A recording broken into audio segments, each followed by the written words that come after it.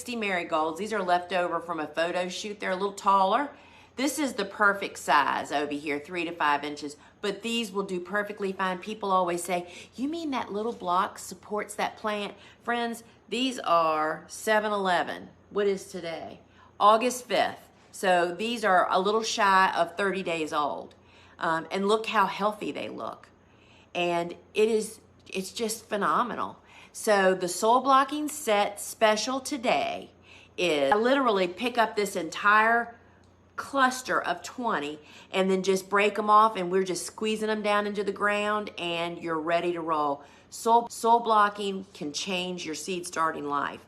It's super space savvy. Again, this is 40 plants. This tray is 5 by 7. There's no drainage holes. That means that you can do it anywhere in your home. I mean, that's what drew me to this in the beginning.